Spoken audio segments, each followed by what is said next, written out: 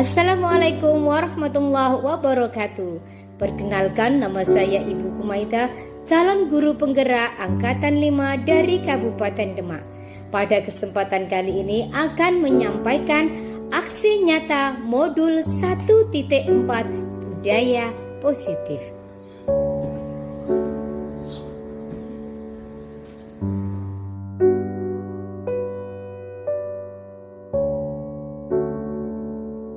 Perkenalkan fasilitator kami dalam kelas H, beliau Bapak Samati, dan pengajar praktek kami, beliau Ibu Mohayaroh.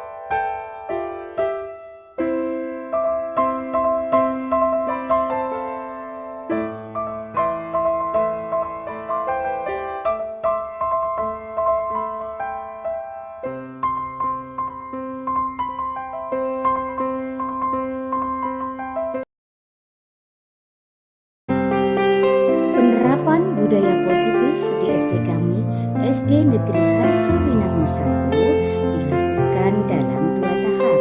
Yang pertama adalah pada hari Senin sampai Sabtu atau disebut juga dengan kelas pagi. Yang kedua, Senin sampai hari Sabtu pada jam sore atau kelas sore antara jam 3 sampai jam 5. Nah, Bapak Ibu semuanya, mari kita lihat video kegiatan budaya positif kelas pagi dan kelas sore di SD Negeri Harjowinangun 1. Selamat menyaksikan.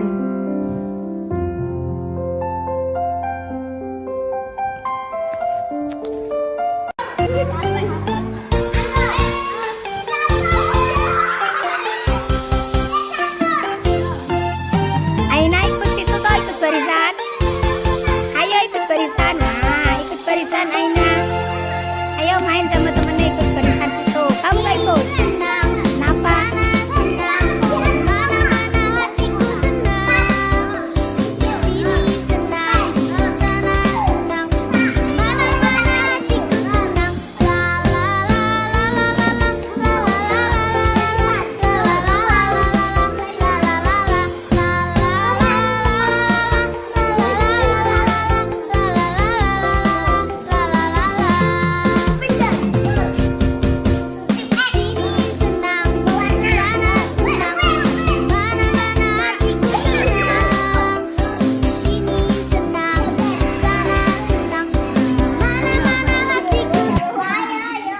Ayo, Pak.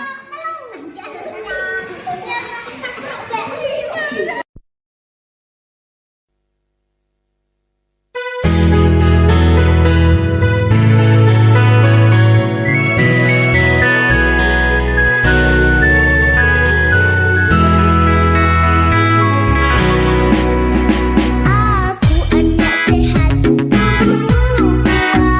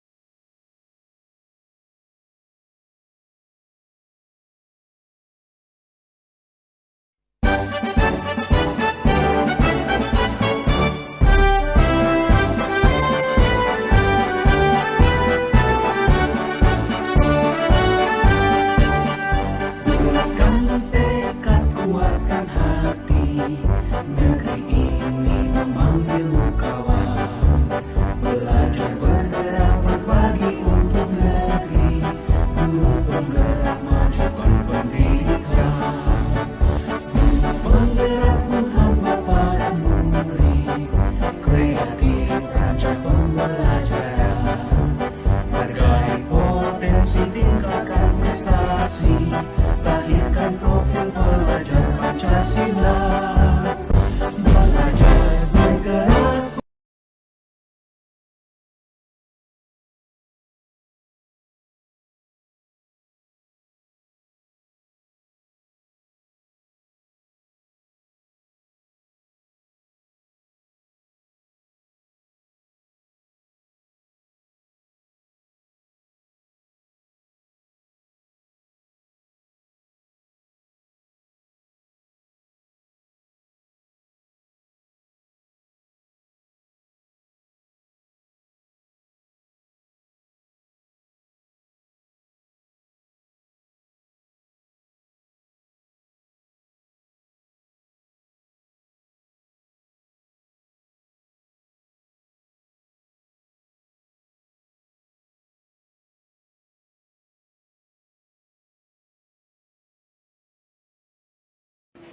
Assalamualaikum warahmatullahi wabarakatuh.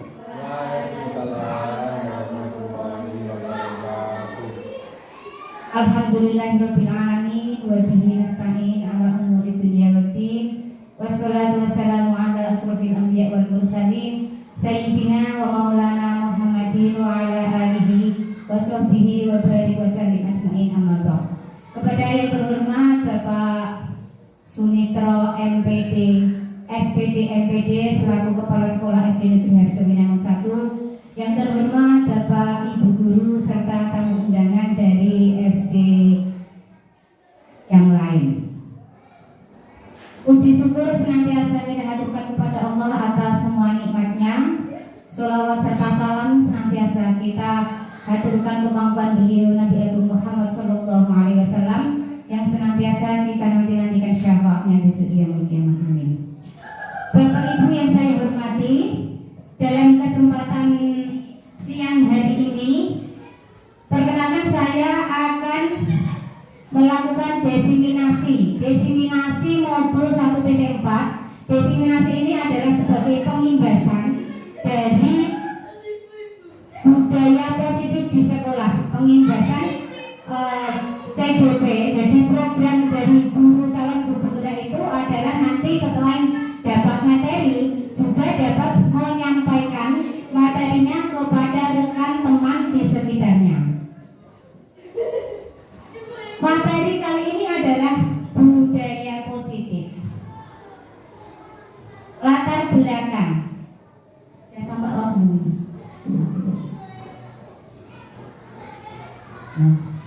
budaya positif, latar belakang. Suasana positif sangat mendukung dalam menciptakan pembelajaran yang kondusif. Karena dengan suasana yang positif, murid dan guru akan menemukan suatu kondisi pembelajaran yang menyenangkan. Jadi dalam kurikulum Merdeka Belajar itu bagaimana menciptakan suasana lingkungan sekolah itu tentram, nyaman dan menyenangkan. Nah, salah satu yang dikembangkan yaitu dengan budaya positif. Budaya itu kira-kira apa Bapak Ibu? Kita sering mendengar, tapi mungkin kita sudah terbiasa melaksanakan budaya. Budaya positif yang dimaksud di sini adalah apa? Baby, budaya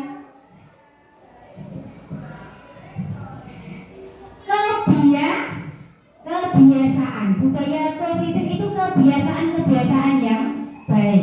Kebiasaan yang baik yang dilakukan di SD kita kira-kira yang sudah berjalan apa Bapak Ibu? Nah, berdoa. Selain itu senang. Kemudian ada makan bersama. Kemudian ada lagi literasi pembelajaran. Sebelum pembelajaran ada literasi di dalam kelas untuk meningkatkan nilai religiositasnya siswa. Kita biasakan membaca apa? Al-Quran sebelum pembelajaran, yaitu ditekankan pada juz amma atau juz yang bawah.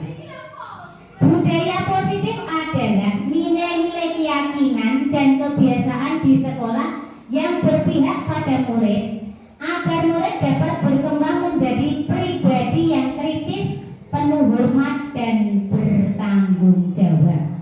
Gitu. Ini ada sedikit pertanyaan, Bapak Ibu. Setuju dan tidak? Apakah Anda setuju dengan pertanyaan hukum dapat mendisiplinkan anak? Hukuman itu apakah kira-kira dapat mendisiplinkan anak, Bapak Ibu? Dapat atau bukan kira-kira? Dapat. Kemudian pemberian hukuman dengan hal yang positif seperti membaca atau membersihkan halaman sekolah dapat meningkatkan disiplin anak. Dapat? Dapat. Kemudian yang ketiga, memberi penghargaan dapat meningkatkan motivasi belajar anak. Memberi penghargaan itu memberi hadiah kepada siswa, apakah dapat meningkatkan motivasi? Dapat. Nah, ini kaitannya Bapak Ibu dengan motivasi. Nanti ada teori motivasi intrinsik dan motivasi ekstrinsik. Tapi di pembelajaran budaya positif ini, bagaimana kita menciptakan kesadaran yang timbul dari dalam, yaitu motivasi intrinsik yang lebih ditekankan. Materi dalam modul ini ada 6, yaitu disiplin positif dan nilai-nilai kebajikan universal, teori motivasi, hukuman dan penghargaan, keyakinan kelas, kebutuhan dasar manusia, posisi kontrol dan restitusi. Kita masuk pada materi yang pertama, disiplin positif dan nilai-nilai kebajikan. Tadi budaya sudah ada budaya positif, ada disiplin positif. Budaya positif ini diharapkan agar tercipta budaya yang positif ini dilakukan dengan mendisiplinkan siswa, yaitu dengan kebiasaan yang baik. Disiplin positif dengan melakukan disiplin positif.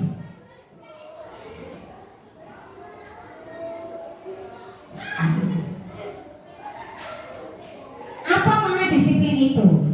Yang selama ini kita pahami, Bapak Ibu, disiplin adalah sesuatu yang dilakukan seseorang kepada orang lain untuk mendapatkan kepatuhan, supaya patuh.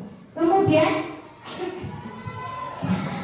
untuk mendapatkan imbalan motivasi ekstrinsik. Jadi kepatuhan itu dia kan mengharapkan sesuatu. Jadi ada motivasinya, motivasi dari luar, ekstrinsik.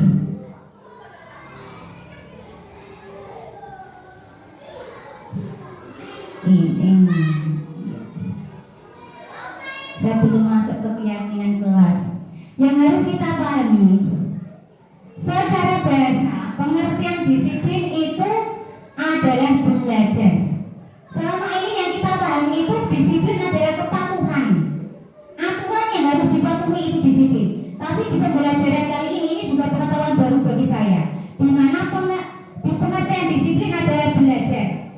Disiplin adalah belajar kontrol diri dengan menggali potensi kita agar tercapai tujuan yang mulia, yaitu sesuatu menjadi seseorang yang kita inginkan berdasarkan nilai-nilai yang kita hargai.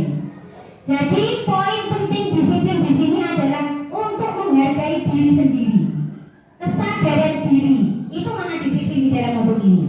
Kemudian setelah sadar diri itu diharapkan akan menimbulkan nilai-nilai universal. Nilai-nilai universal itu apa? Nilai-nilai, kalau kita ya nilai-nilai profil pelajar Pancasila secara keseluruhan, tidak membedakan ras, suku dan agama. Ada bertanggung jawab, kemudian apa? Ibu? Profil pelajar Pancasila beriman dan bertakwa, bergotong royong, kreatif, mandiri, inovatif dan lain-lain. Banyak sekali. Nah, dari nilai-nilai itu diharapkan nanti akan timbul keyakinan. Nah, yang kita tekankan nanti ini, kita mencoba untuk mengenalkan kepada siswa tentang keyakinan kelas. Keyakinan kelas. Kembali.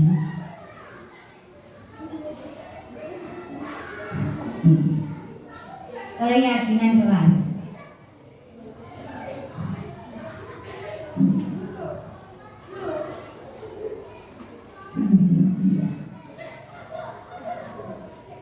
Nilai-nilai kebajikan universal. Nilai-nilai kebajikan adalah sifat-sifat positif manusia yang merupakan tujuan mulia yang ingin dicapai setiap individu. Nilai tersebut bersifat universal. Nah, seperti tadi ada kebiasaan berdoa, itu nilai apa kira-kira?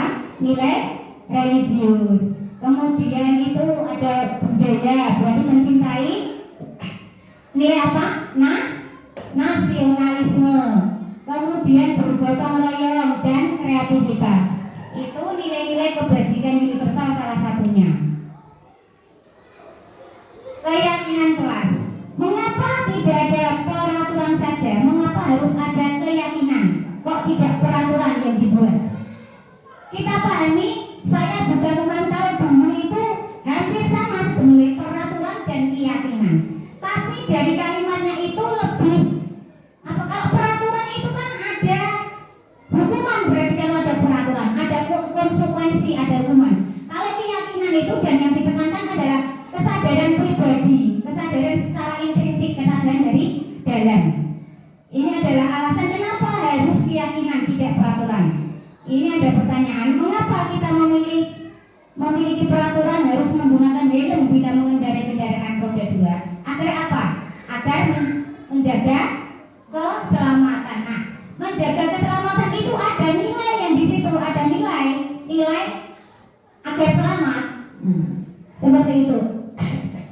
Jadi yang kedua, mengapa kita memiliki peraturan 3M, menggunakan masker, mencuci tangan? Nah, itu kan juga nilai kesehatan yang ingin dicapai. Mengapa kita memiliki peraturan harus datang tepat waktu pada saat mengikuti pelatihan? Karena nilai apa ini? Kedisiplinan bisa masuk, kemandirian bisa masuk. Yang selanjutnya ini peraturan dan keyakinan kelas. Ini kita memetakan. Nah, kita petakan. Selalu kembalikan buku ke tempatnya. Jadi ketika kita membuat keyakinan kelas adalah sesuatu yang kita sepakati bersama antara guru dan siswa, dan itu harus dijalankan kedua-duanya. Kalau peraturan itu kan seolah-olah yang buat adalah guru. Kalau keyakinan, dan itu nanti ada hukuman kalau peraturan biasanya, bukan konsekuensi. Nah, kalau keyakinan itu dibuat secara bersama-sama dan guru juga harus bertanggung jawab mentaati peraturan tersebut. Nah, dari kesepakatan kelas yang telah disepakati itu kita petakan menjadi keyakinan kelas. Contohnya begini, jadi waktu awal pembelajaran itu kita coba anak-anak untuk membuat kesepakatan kelas. Kepengen dijadikan seperti apa kelasnya? Ada peraturan nih. Selalu kembalikan buku pada tempatnya. Misalkan siswa biarkan siswa yang mencoba untuk membuatnya sendiri, berpikir sendiri, bapak ibu guru hanya mau mandu. Setelah mereka menuliskan apa yang menjadi keinginan mereka itu, kemudian bapak ibu guru memetakan kira-kira yang ada ingin kelas bukunya dikembalikan pada tempatnya itu ada berapa anak, dipetakan. Nah, kalau mengembalikan buku pada tempatnya berarti nilai yang terkandung di peraturan tersebut adalah nilai tanggung jawab. Dilarang, tidak boleh saling mengganggu sama temannya, berarti nilainya adalah menghormati. Dilarang melakukan kekerasan, menghormati orang lain dan berkomitmen. Dilarang menggunakan narkoba, ini adalah keselamatan. Seperti itu Bapak Ibu. Itu nanti kita buat keyakinan kelas dari kesepakatan kelas. Jadi membuat kesepakatan dulu, dipetakan, kemudian jadi keyakinan. Kalimatnya biasanya kalimat positif dan lebih sedikit. Ini kita kemarin sudah mencoba untuk membuat keyakinan kelas di kelas 6. Jadi kita membuat kesepakatan dulu, kemudian karena saya adalah guru agama, saya bekerja sama dengan guru kelasnya. Ini, nah, dari anak-anak, kemudian kita juga melatihnya membuat di laptop. Jadi semua itu adalah dari siswanya. Kita tinggal memetakan kepengen seperti apa kelasnya, kita memfasilitasi seperti itu, Bapak Ibu. Ini sudah saya terapkan di kelas 6, kelas 1 dan kelas berapa? 4 ya, kayak kelas 4. Ini teori motivasi tadi yang telah saya sampaikan, teori motivasi, hukuman, restitusi dan penghargaan. Teori motivasi itu ada dua, Bapak Ibu. Teori motivasi intrinsik dan ekstrinsik. Kalau yang intrinsik itu kesadaran dari dalam. Kalau yang teori motivasi ekstrinsik itu kesadaran dari luar. Yaitu contohnya tadi dengan diberi hukuman agar patuh kedisiplinan itu kan termotivasi, tapi termotivasinya dari luar. Nah, ini kita bedakan, ini termasuk hukuman atau konsekuensi. Mencatat 100 kali dalam buku kalimat saya tidak akan terlambat lagi karena telat ke sekolah. Biasanya ini sering kita gunakan. Ini pernah saya lakukan di kelas 6. Ternyata ketika saya ada anak, Bapak Ibu, saya sudah datang kelasnya yang dulu ini, Bapak, bukan yang sekarang. Itu siswanya tidak ada semuanya. Yang telat itu kemudian saya suruh masuk untuk mencatat. Ternyata harapannya saya itu mereka sadar, tapi ternyata besok diulangi lagi. Nah, ini adalah contoh hukuman. Berarti seharusnya hal seperti ini itu tidak dilakukan. Kemudian lari mengelilingi lapangan, ini juga termasuk hukuman.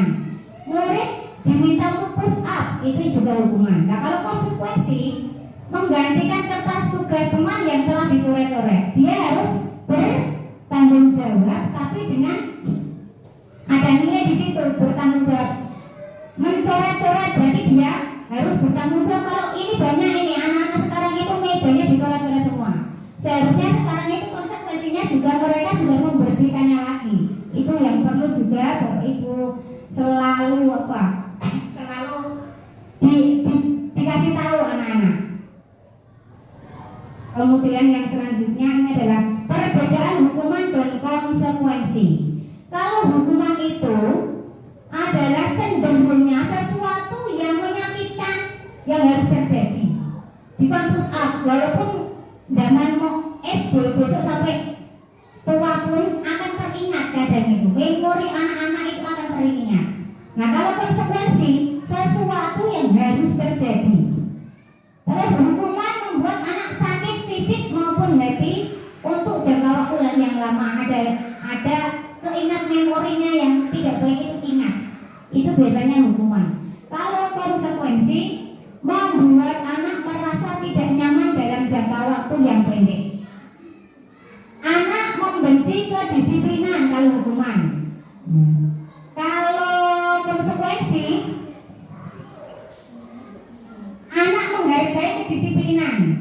Kalau hukuman itu lebih bersifat memaksa, sedangkan konsekuensi stimulus atau tanggapan, adanya tanggapan. Kalau hukuman mendorong anak menyakiti diri sendiri. Kalau konsekuensi mendorong anak agar mudah menyesuaikan diri. Itu adalah salah satu dari perbedaan hukuman dan konsekuensi.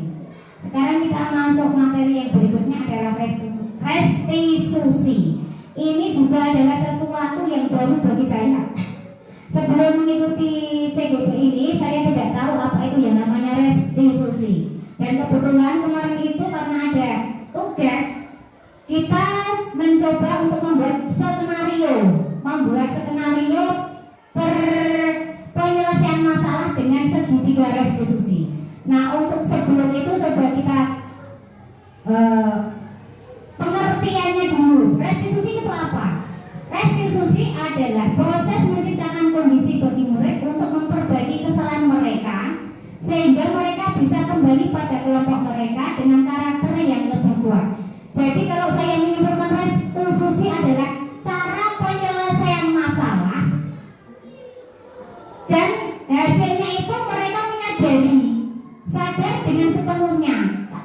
bukan berarti sadar dengan paksaan seperti itu.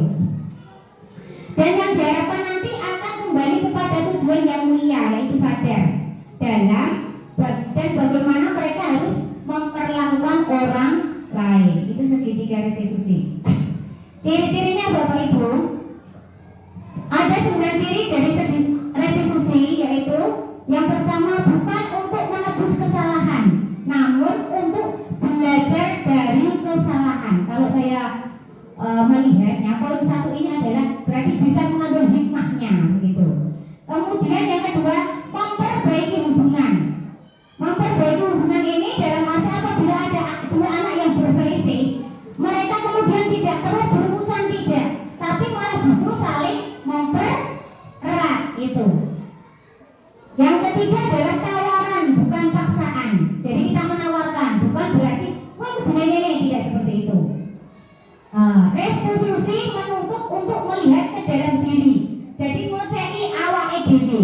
Nah, penyelesaian dengan jalan ngoceki awake dhewe. Oh, ternyata memang aku kudune ngene. Aku sebenarnya salah. Aku kudune harus seperti ini. Ketika aku dikasih tahu, aku kudune manut. Itu dengan kesadaran diri, bukan karena paksaan, gitu.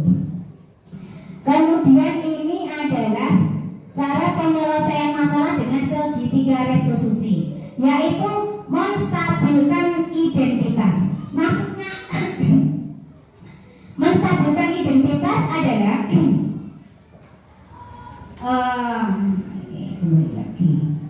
setiap orang pasti pernah melakukan kesalahan. Jadi kalimatnya menstabilkan identitasnya, dia itu dikuatkan. Tidak apa-apa, setiap orang kan pernah melakukan kesalahan, nak. Jadi ketika kamu melakukan kesalahan tidak apa-apa, gitu. Jadi menguatkan.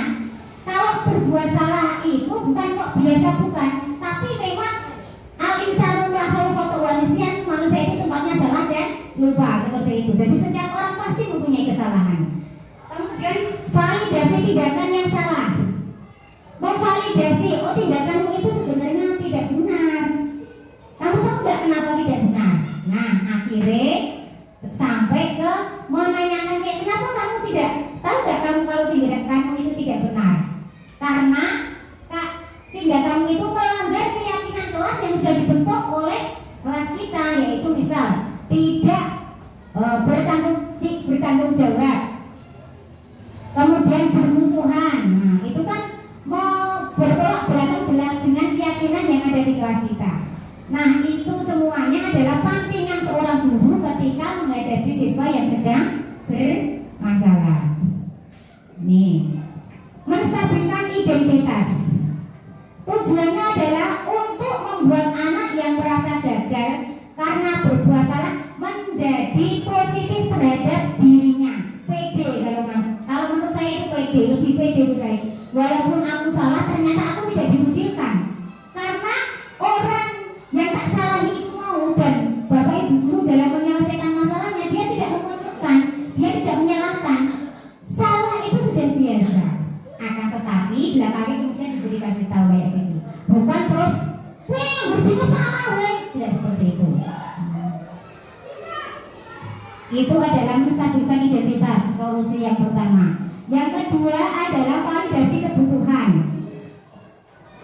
Kenapa kamu berbuat seperti ini? Kenapa kamu datang terlambat terus? Pasti dia mempunyai alasan tertentu. Jangan-jangan ada salah satu kebutuhannya yang tidak terpenuhi. Mungkin dia memasak dulu atau menunggu ibunya memasak. Kalau tidak makan dulu atau sarapan dulu ketika berangkat sekolah, berakibat dia malah makan lebih, tidak berkonsentrasi. Jadi kita biarkan dia untuk meluapkan alasannya apa gitu. Jangan-jangan ada kebutuhan dia yang tidak terpenuhi. Apakah itu kebutuhan sandang pangan, kebutuhan kasih sayang dan lain-lain. Kenapa kok temannya selalu dijiliti terus itu kenapa? Jangan-jangan dia itu menaruh suka, kepengen bergaul dengan temannya itu, tapi temannya nggak mau sama sekali. Itu kan juga kebutuhan. Kebutuhan untuk apa? Untuk dihargai, untuk disayangi. Kemudian yang selanjutnya adalah menanyakan keyakinan. Tadi di depan sudah ada. Jadi setelah keyakinan kelas dibentuk, berbuat kesalahan, itu kita mencoba untuk mengingatkan dengan keyakinan kelas yang sudah dibentuk di kelas itu. Ini berkaitan dengan kebutuhan dasar manusia. Materi yang ketiga, kebutuhan dasar manusia itu tadi yang termasuk dari salah satu dari alasan statement alasan segitiga restitusi, yaitu menyanyikan kebutuhan siswa. Nah, sebenarnya kebutuhan dasar manusia itu ada 1, 2, 3, 4, ada 5. Yang pertama adalah kebutuhan untuk bertahan hidup. Kebutuhan bertahan hidup ini Bapak Ibu sudah mengetahui semuanya, yaitu dengan bekerja keras agar memperoleh penghasilan untuk kelangsungan hidup, kesehatan, seperti itu. Kemudian yang selanjutnya adalah kebutuhan kasih sayang dan rasa diterima. Rasa diterima di lingkungannya. Ini kalau tidak salah ada siswa dari kita yang itu yang kelas 3 itu dia selalu merasa terpuji. Kalau saya perhatikan dan sampai sekarang itu masih tetap saya dekati, dan sampai sekarang ketika berdoa itu dia belum berani untuk bersama dengan teman-temannya. Nah, ini mungkin nanti Bapak Ibu guru kelas 3 bisa, Ibu guru kelas 3 bisa memanfaatkan segitiga restitusi ini untuk menyelesaikan masalah anak tersebut. Kira-kira ada kebutuhan apa yang tidak dipenuhi dari dia? Kemudian kebutuhan dasar yang lain adalah kebutuhan akan kesenangan bermain dan bersenda gurau. Yang jangan-jangan anak-anak ketika jamnya sudah istirahat tapi kita paksa, akhirnya dia gojek sendiri. Ternyata kita adalah dia juga membutuhkan waktu untuk bermain dan bersenang-senang. Kemudian yang selanjutnya adalah kebutuhan penguasaan, kebutuhan atas kemampuan kepemimpinan dan diakui prestasinya. Apabila ini sering kita jalankan, apabila ada Bapak Ibu yang berprestasi dalam mendidik anak, biasanya dari bendahara itu ada fee penghargaan atas kerja kerasnya. Yang selanjutnya adalah kebebasan. Murid diberi kesempatan pilihan dan bertanggung jawab terhadap bebas, bukan berarti semaunya sendiri. Mandiri dan mampu mengendalikan arah hidupnya sendiri. Jadi bebas bukan berarti tidak bebas sebebas-bebasnya, bebas yang terkontrol. Itu maksudnya dari kebebasan di sini. Ini selanjutnya ada 5 posisi kontrol. 5 posisi kontrol Bapak Ibu guru adalah yang pertama, 1 yaitu sebagai penghukum, 2 pembuat merasa bersalah. Ini kita mencari diri kita sendiri saja. Yang ketiga adalah sebagai teman, memposisikan guru di hadapan murid. Itu rata-rata memang ada 5 hal ini: teman, pemantau, dan manajer. Nah, kalau yang menjadi penghukum itu biasanya guru itu cara mengajarnya, cara ngelokene, cara bergaul dengan siswa itu menghardik, menunjuk-nunjuk, menyakiti dan menyindir. Berusaha menepor kayak gitu. Berarti ini posisi penghukum. Nyindir. Ya kue wes telat, kue wes salah kayak gitu.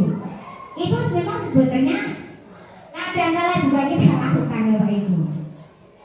Kemudian akibat dari ini, akibat yang dilakukan guru ini, biasanya anak akan cenderung memberontak, menyalahkan orang lain dan berbohong, dan juga marah-marah, akhirnya mengulangi kesalahannya sendiri. Jadi ini mungkin dia sadar, tapi sadar tidak sadar diri, tidak dari dalam, tapi karena ada paksaan tadi. Kemudian posisi kita yang kedua adalah membuat merasa bersalah. Seharusnya kamu itu jadi siswa harus rajin, tidak malah waktu masuk kamu malah bawa makanan sendiri, malah makan sendiri dalam kelas, rasa bersalah. Ibu kecewa, aku kecewa banget sama kamu. Kayak gitu, misalnya seperti itu. Ibu malah sekali mengatakannya bolak-balik, kok gue sing salah, kok gue masih sing salah. Nah itu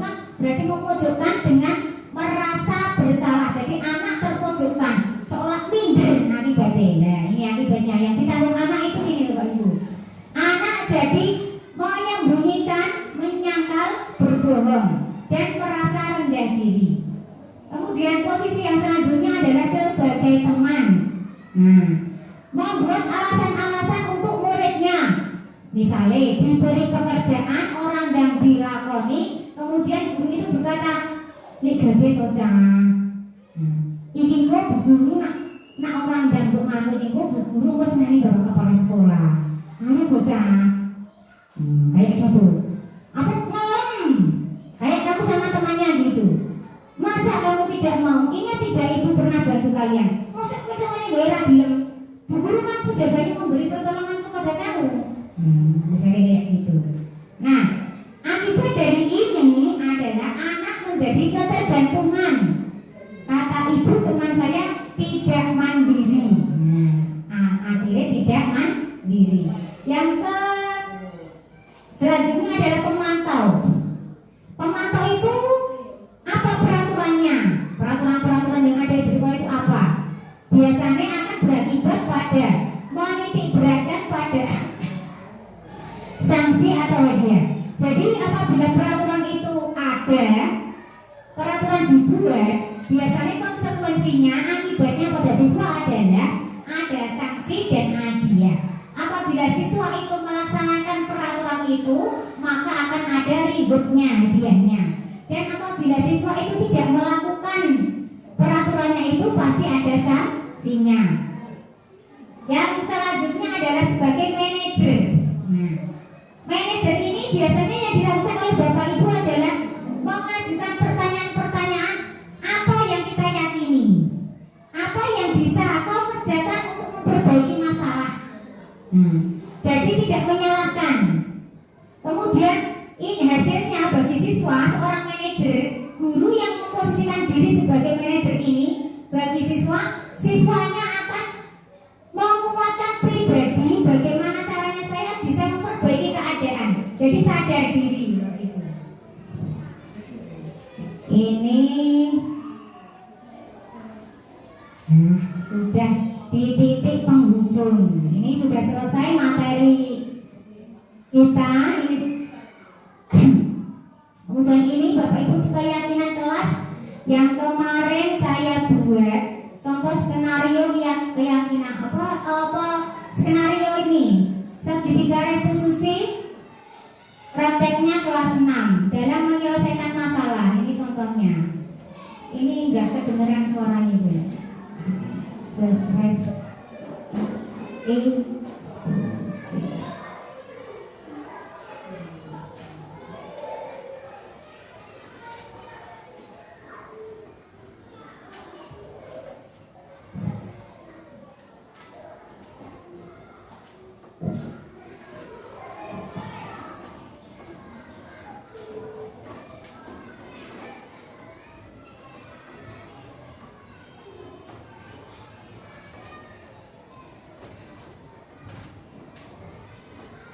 Soemen ini orang yang buka-buka.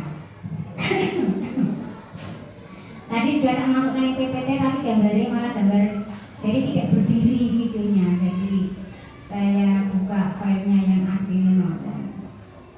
Ini kemarin itu saya mencontohkan 2 siswa yang menggunakan model penyelesaian masalah dengan segitiga restitusi.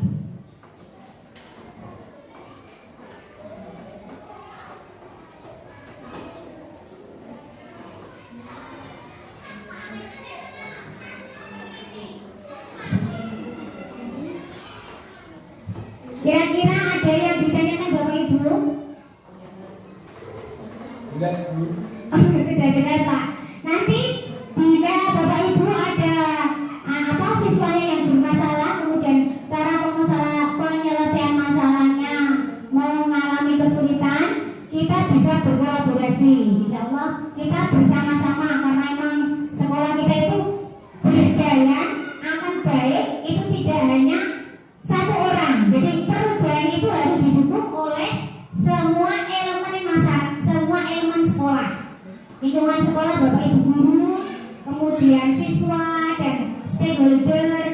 lingkungan di sekolah.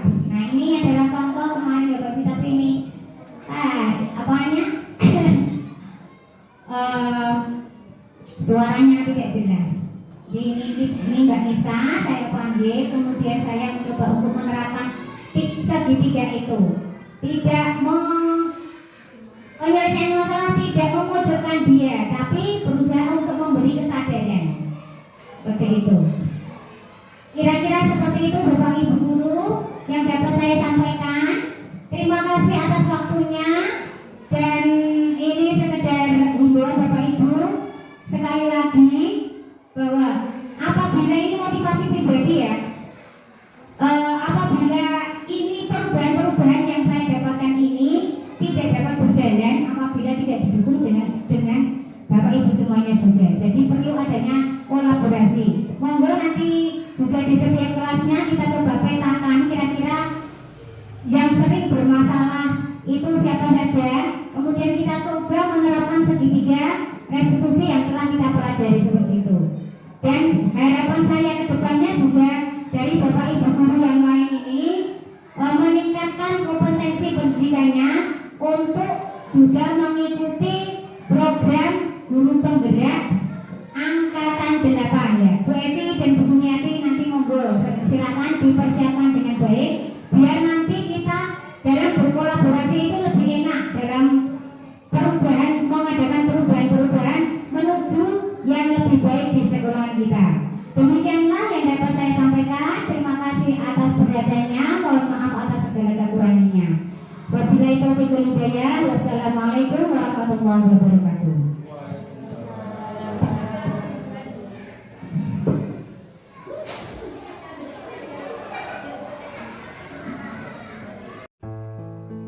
Praktek segitiga restitusi yang dilakukan oleh Mbak Nisa dan Mbak Zelika, siswa dari kelas 6 SD Negeri Harjowinangun 1. Kita saksikan videonya.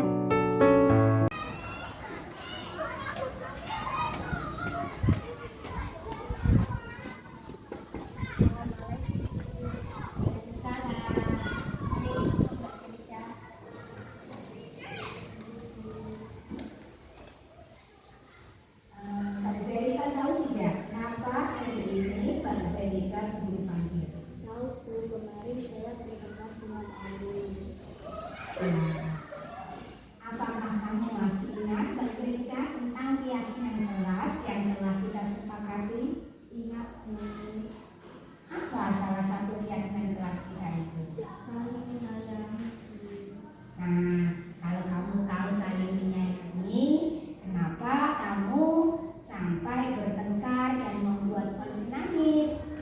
Saya hanya meminta Cici menggunakan Alif Bu. Alif mengumpul saya duluan bukan saya.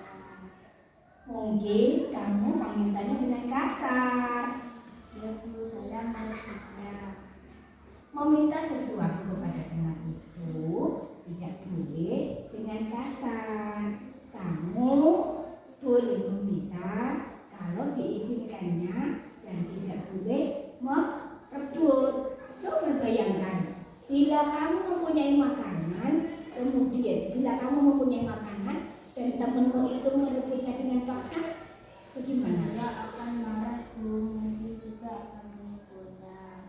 Nah, pada dasarnya semua orang itu sama saja. Bila mau memiliki segala sesuatu itu akan bila direbut akan apa mempertahankan agar barang miliknya itu tidak direbut dengan paksa oleh teman yang lain. Nah, kira-kira penyelesaiannya tentang ini dengan Mbak Olive apa yang akan kamu lakukan? Saya akan meminta maaf dengan Alif Bu, dan tidak akan mengulanginya. Oke, bagus. Apa kamu mau janji sama Bu Guru? Ya Bu. Oke, bagus sekali. Kamu sudah berjanji akan meminta maaf dan tidak mengulanginya lagi. Baiklah, untuk sekarang kamu boleh kembali ke kelas. Assalamualaikum.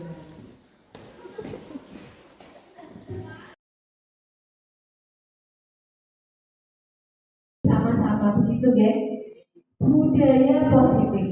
Apakah budaya positif itu di dalam gambar ini sudah nampak, ya, berupa pembiasaan yaitu sholat berjamaah. Di situ ada santunan, ada juga kesenian barungan, salah satunya itu. Nah ini kesemuanya contoh-contoh ini menampilkan atau menunjukkan bagian dari budaya positif yang dimiliki oleh SDN Negeri Kramat II. Ya, budaya positif adalah nilai-nilai, keyakinan-keyakinan dan kebiasaan-kebiasaan di sekolah yang berpihak pada murid, agar murid dapat berkembang menjadi pribadi yang kritis, penuh hormat, dan bertanggung jawab. Biasanya untuk menciptakan budaya positif ini, sebagaimana prolog yang tadi saya sampaikan, memang tidak sesuatu yang instan. Butuh yang namanya pembiasaan. Bagaimana pembiasaan itu bisa bertahan? Terkadang anak-anak melakukan pembiasaan itu pun tengok kanan, tengok kiri, ada berguru apa tidak, begitu. Kalau masih digorain itu baru bergerak, nah, itu belum menunjukkan, itu tertanam dalam diri mereka, kesadaran mereka itu belum tertanam. Tetapi begitu ada bel masuk, anak-anak bergerak, segala aktivitas dihentikan, langsung segera bergegas. Setiap pagi kita ngapain ya? Nah, itu sudah menunjukkan kalau pembiasaan itu sudah tertanam dalam diri mereka. Nah, ini PR bagi kita, Bapak Ibu guru, bagaimana kita menanamkan kesadaran pada diri murid, anak didik kita. Jangan anak didik yang namanya anak-anak. Kita sendiri, orang dewasa, kesadaran kita juga naik turun. Dan bagaimana kita menstabilkan hal itu? Ya memang kembali kepada diri kita masing-masing. Kita dasari dengan niat, iktikad, komitmen diri yang kuat. Bahwa semuanya diri kita ini adalah pemimpin. Begitu. Pemimpin bagi siapa? Bagi diri kita. Sekecil-kecilnya adalah itu. Karena suatu saat nanti kita akan dimintai pertanggungjawaban di hadapan Allah Subhanahu wa Ta'ala. Kemudian disiplin positif dan nilai-nilai kebajikan universal ini yang menjadi dasar budaya positif tadi. Apakah makna disiplin? Disiplin itu apa? Seringkali kita mengatakan bahwa disiplin itu tepat waktu, begitu Bu Fudah ya? Atau apa lagi? Biasanya disiplin itu identik dengan tepat waktu, mentaati peraturan. Terus apa lagi? Sergap, tanggung jawab itu ya.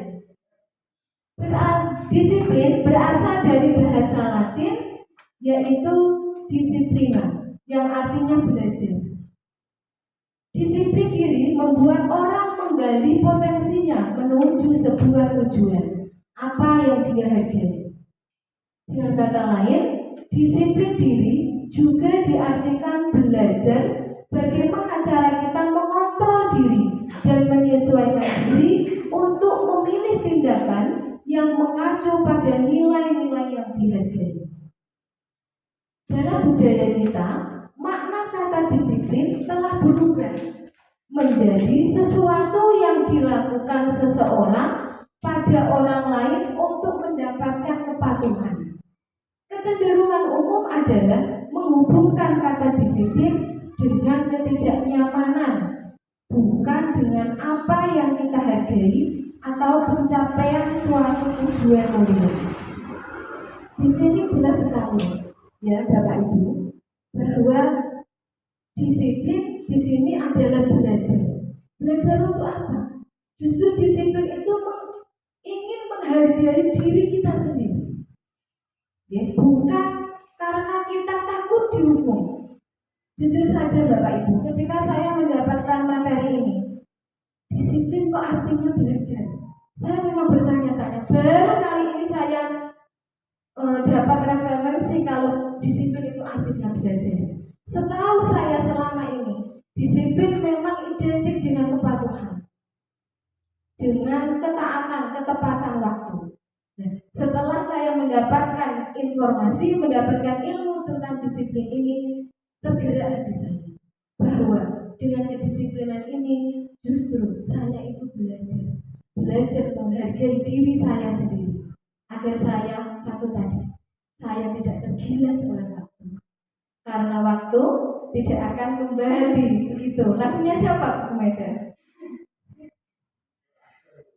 Asli ya, di dalam Al-Quran, betul sekali Bu Eja segini.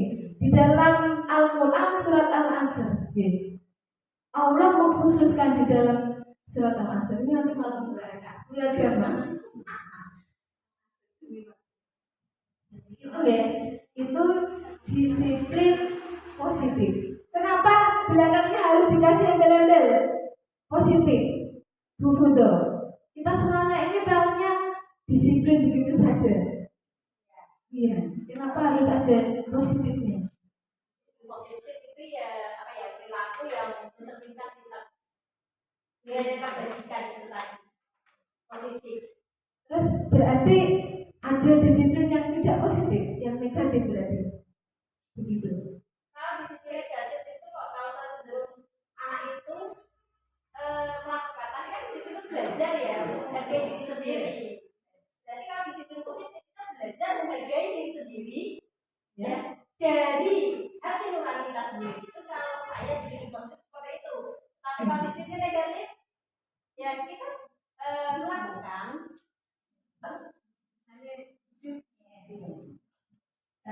kalau disiplin positif tadi dipaparkan bahwa disiplin itu artinya belajar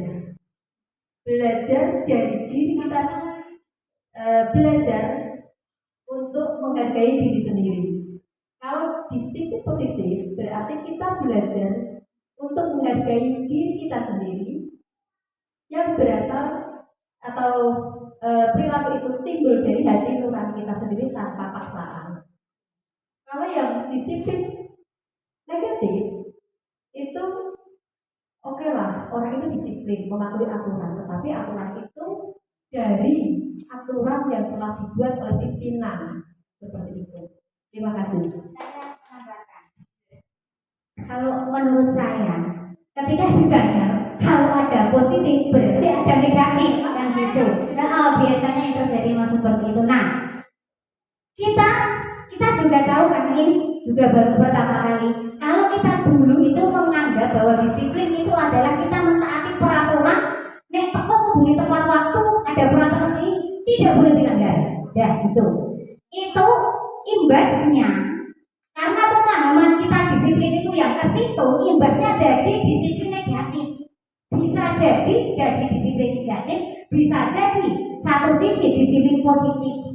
Karena apa? Yang kalau saya memahami di sini dari kata itu, disiplin ini tujuan utamanya adalah kesadaran pribadi. Itu yang kepengen dibentuk kalau menurut saya. Jadi akibatnya itu akan membudayakan budaya yang positif.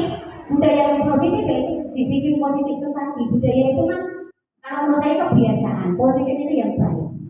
Seperti itu, Bu. Terima kasih Bapak Ibu, luar biasa ya, sungguh luar biasa, memang betul seperti itu.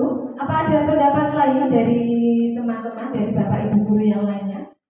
Kalau disiplin positif berarti ada disiplin negatif kan, seperti itu. Tadi juga budaya yang awal tadi sudah saya singgung tentang budaya positif. Berarti kalau belakangnya ada positif, ada juga budaya yang tidak positif. Ada ya Bapak Ibu. Banyak sekali budaya yang tidak positif. Kita bisa menengok dalam lingkungan keluarga kita sendiri, ya, atau lingkungan sekolah, bahkan masyarakat. Di situ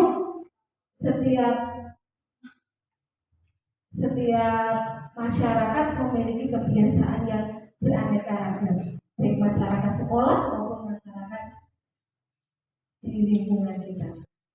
Next, nilai-nilai kebajikan universal. Nilai-nilai kebajikan adalah sifat-sifat positif manusia yang merupakan tujuan mulia yang ingin dicapai setiap individu. Nilai-nilai tersebut bersifat universal dan lintas bahasa, suku, bangsa, agama, maupun latar belakang. Nilai-nilai kebajikan yang ingin dicapai oleh setiap anak Indonesia kita, nilai-nilai kebajikan yang ingin dicapai oleh setiap anak Indonesia kita kenal dengan profil pelajar Pancasila, yaitu beriman bertakwa kepada Tuhan Yang Maha Esa serta berakhlak mulia, mandiri, bernalar kritis, berkebinekaan global, gotong royong serta kreatif. Ya, nilai-nilai kebajikan inilah yang menjadi landasan, landasan dalam kita berpijak untuk menciptakan budaya positif. Begitu. Atau bagaimana, Bapak Ibu? Apakah balik maksud saya? Untuk mewujudkan budaya positif di dalam sekolah, pada lingkungan sekolah, maka langkahnya dilakukan dengan disiplin positif. Nah, disiplin positif di dalamnya terdapat nilai-nilai yang harus ditaati, yang harus menjadi tolak ukur koridor kita dalam melangkah, agar kita tidak salah dalam melangkah itu tadi. Next.